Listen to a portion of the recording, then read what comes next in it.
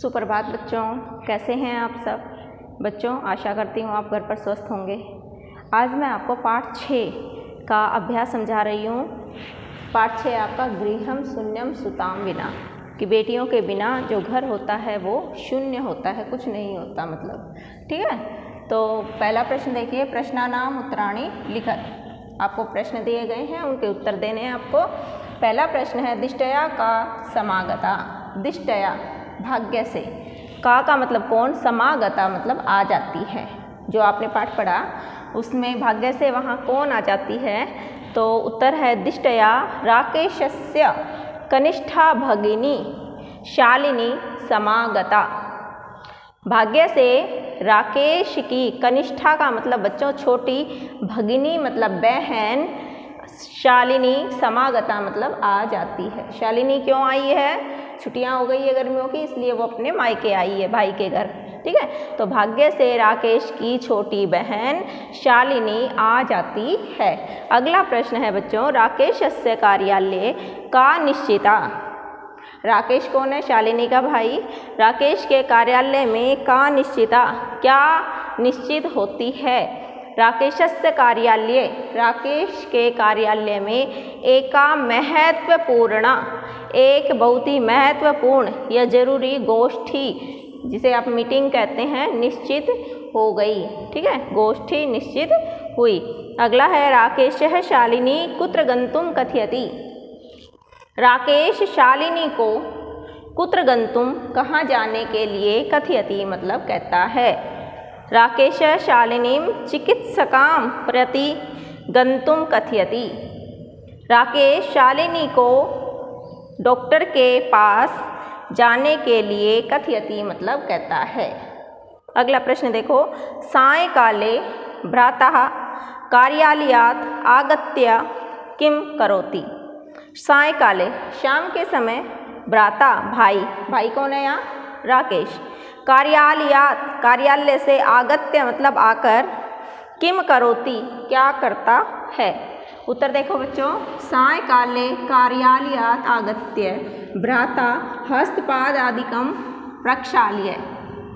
शाम के समय कार्यालय से आकर भाई हाथ पैर आदि, प्रक्षाल्य मतलब धोकर, वस्त्राणि च परिवृत्य वस्त्र आदि बदलकर, पूजा गृहे पूजा घर में दीपम प्रज्वलयति दीपक जलाता है, भवानी स्तुतिम च का मतलब और, भवानी स्तुति देवी माँ की पूजा करोति मतलब करता है। फिर से देखो एक बार इसे बच्चों, शाम के समय कार्यालय से आकर भाई हस्तपाद आदि का मतलब हाथ पैर आदि, प्रक्षाल्य मतलब धोकर, वस्त्राणि च परिवर्त्य और कपड़े बदलकर, पूजा गृह पूजा घर में दीपम प्रज्वलयति दीपक जलाता है, भवानी स्तुतिम च करोति और देवी माँ की स्तुति करता है या उनकी पूजा करता है। अगला प्रश्न है, राकेश कस्याम तिरस्कारम करोति। राकेश किसका तिरस्कार करता है या अपमान करता है। राकेश सृष्टे उत्पादिन्या शक्तया तिरस्कारम करोति।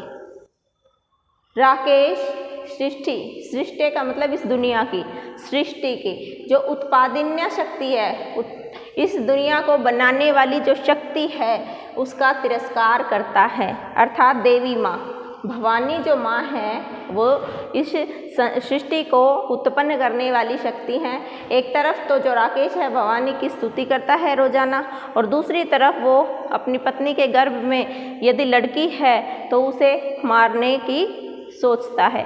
तो इस प्रकार वो जो सृष्टि को उत्पन्न करने वाली शक्ति है माँ भवानी, उनका तिरस्कार करता है, अपमान करता है। अगला है, शालिनी भ्रातरम काम प्रतिज्ञाम कर्तुम कथयति। शालिनी भाई को क्या प्रतिज्ञा करने के लिए कहती है। शालिनी भ्रातरम कन्यायाः रक्षपस्य तस्या पाठनस्य च प्रतिज्ञा कर्तुम कथयति। शालिनी भाई को कन्या की रक्षा करना और उसके पढ़ाने की प्रतिज्ञा करने के लिए कहती है।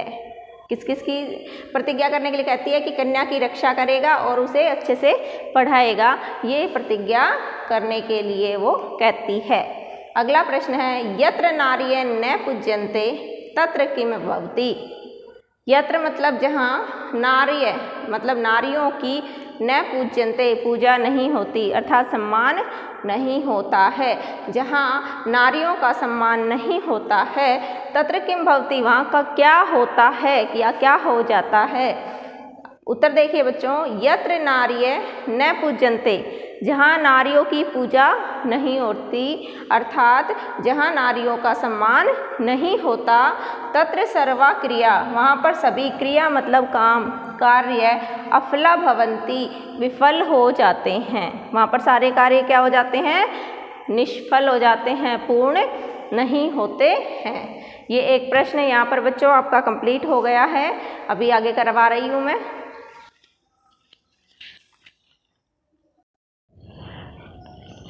आगे देखो बच्चों, अगला प्रश्न है अधोलिखित पदानाम संस्कृत रूपम लिखत। यहाँ पर कुछ शब्द दिए हैं हिंदी के, उनकी आपको संस्कृत लिखनी है, मतलब तत्सम शब्द बनाने हैं आपको। तो पहला शब्द है बच्चों कोख। कोख का मतलब कुक्षी, संस्कृत में कोख को क्या कहते हैं, कुक्षी। अगला है साथ, साकम, साकम का मतलब साथ। अगला है गोद, क्रोडम, संस्कृत में गोद को क्या कहते हैं, क्रोडम। अगला है भाई, भाई को संस्कृत में कहेंगे भ्राता। फिर है कुआं, कूपम, दूध, दुग्धम। ठीक है। अगला देखिए, तृतीया विभक्ति प्रयुज्य रिक्त स्थानानि पूरयत। यहाँ पर बच्चों आपको कुछ खाली स्थान दिए हैं, पीछे उनके ब्रैकेट में कुछ शब्द दिए हैं। जो शब्द आपको दिया है जैसे मातृ है, परिश्रम है, लेखनी है, नेत्र, इनकी आपको तीसरी विभक्ति बनानी है और यहाँ खाली स्थान में भरनी है। ठीक है।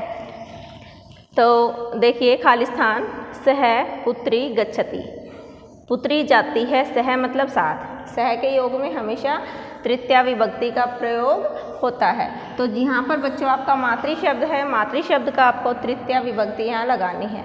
तो मातृ जो शब्द है उसकी तृतीया विभक्ति होती है बच्चों मात्रा। क्या होती है, मात्रा। तो ये वाक्य बनेगा आपका मात्रा सह पुत्री गच्छति, माता के साथ बेटी जाती है। अगला देखिए, खाली स्थान विना विद्या न लभ्यते, किस बिना विद्या न लभ्यते मतलब लाभ नहीं देती है। तो लाभ किसके बिना नहीं देती है विद्या, परिश्रम। यदि आपने खूब विद्या अर्जित कर ली, खूब मेहनत पढ़ाई लिखाई करके खूब विद्या अर्जित करी, लेकिन फिर आप मेहनत नहीं करते हो, तो क्या वो जो विद्या आपने अर्जित की वो कोई आपको लाभ देगी, बिल्कुल नहीं देगी। तो विद्या किससे लाभ देती है, परिश्रम से। तो परिश्रम की तृतीया आपको बनानी है, परिश्रमेण। परिश्रम की तृतीया बनती है बच्चों परिश्रमेण। परिश्रम के बिना विद्या लाभ नहीं देती है या विद्या लाभकारी नहीं होती है। छात्र खाली स्थान लिखती, छात्र लिखता है, लेखनी से जब आ रहा है तो इसका मतलब आपको तृतीया विभक्ति का प्रयोग करना है। छात्र लेखनी से लिखता है या छात्र लेखनी के द्वारा लिखता है। तो लेखनी शब्द की तृतीया विभक्ति होगी बच्चों लेखन्या। ठीक है। छात्र लेखनी से लिखता है या कलम से लिखता है। आगे देखो, सूरदास है। सूरदास खाली स्थान अंध आसीत, अंधे थे, किससे, आँख से। सूरदास आँख से अंधे थे, लेकिन जो आँखें होती है ना बेटा, वो दो होती हैं हमारी। अंधा हमेशा कैसे होता है, दोनों आँखों से जिसे दिखाई नहीं देता उसे अंधा कहते हैं। तो नेत्र शब्द जो है उसकी तृतीया तो हमें लेनी है, लेकिन उसका द्विवचन लेना होगा, क्योंकि आँखें दो हैं हमारी, द्विवचन का प्रयोग होगा। तो यहाँ होगा बच्चों आपका क्या लिखना है, नेत्राभ्याम। ठीक है। नेत्र शब्द की जो तृतीया विभक्ति है उसका जो द्विवचन है वो बनता है बच्चों नेत्राभ्याम। सूरदास आँखों से अंधा था। ठीक है। अगला देखो, स खाली स्थान साकम, साकम मतलब साथ, वह साथ समय यापयति, यापयति मतलब बिताता है। किस, वह मित्र के साथ समय बिताता है। तो साकम का मतलब साथ। जब साकम शब्द आता है तो हमेशा तृतीया विभक्ति लगती है बच्चों। तो मित्र की जो तृतीया है वो बनेगी मित्रेण। स मित्रेण साकम समयम यापयति, वह अपने दोस्त के साथ या मित्र के साथ समय बिताता है। यापयति मतलब बिताता है। चौथा प्रश्न देखो बच्चों, उचित मेलनम कुरुत। यहाँ पर आपको विशेषण, एक तरफ विशेषण शब्द दिए हैं, एक तरफ विशेष्य शब्द दिए हैं, उनका आपको सही मिलान करना है। तो यहाँ पर बच्चों मैंने सही जो है वो सामने ही लिखा है, सिर्फ समझा देती हूँ आपको। तो सबसे पहले तो बच्चों आपको पता होना चाहिए कि विशेषण और विशेष्य होते क्या हैं। कोई नए शब्द नहीं है, आप हिंदी में हमेशा पढ़ते आए हैं, संस्कृत में भी 6th-7th में आपने पढ़े हैं। जब हम किसी चीज़ की दूसरी चीज़ से तुलना करते हैं, ठीक है, तो जिस चीज़ की हम तुलना करते हैं वो विशेष्य होता है और जिससे तुलना करते हैं बच्चों वो विशेषण होता है। ठीक है, तो यहाँ पर है पहला स्वस्था। स्वस्थ मनोदशा मतलब मन की दशा कैसी, स्वस्थ, अच्छी। महत्वपूर्ण क्या थी, पाठ के अनुसार हैं बच्चों ये सारे। तो पाठ में महत्वपूर्ण क्या थी, गोष्ठी, जो मीटिंग थी उसकी बहुत ही महत्वपूर्ण थी।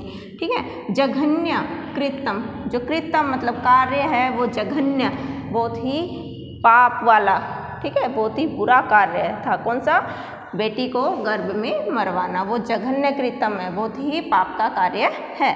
क्रीडंती खेल रही थी, खेलती थी है कौन, पुत्री, गोद में जो पिता है उसकी गोद में कौन खेलती है, पुत्री।